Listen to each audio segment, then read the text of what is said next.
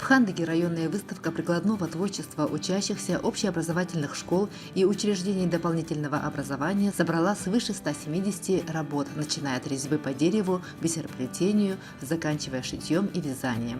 Многие работы были сделаны как в художественном, так и в практическом ключе. Ребята из Егинской основной образовательной школы представили коллекцию «Джинсовый бум». Их идея – превращение старой джинсовой одежды в дизайнерские подушки, жилетки, нужные для дома вещи. Учащиеся Тополинской средней школы выставили сюжетные работы, по которым гости могли ознакомиться с бытом и жизнью, праздниками и традициями оленеводов. Местным колоритом удивили ребята из Тополинской средней школы. Они изготовили сувениры из косточек оленя. От оленя было взято все.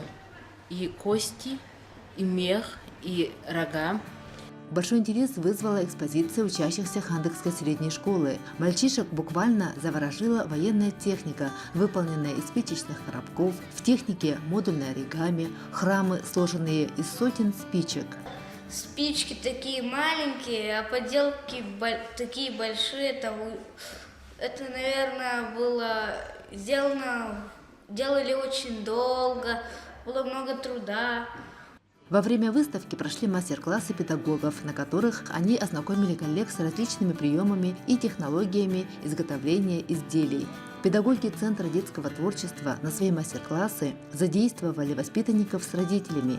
Елисей Яковлев первый год занимается в столярном кружке. В этом деле Елисея поддерживает отец Михаил Александрович, который считает, что каждый мужчина должен уметь работать руками.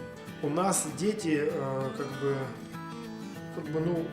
не умеют много чего, а это все в доме, в хозяйстве, как всегда, в жизни вообще пригодится. Даже этим сейчас редкость профессия столяр, плотник, и этим можно зарабатывать на жизнь.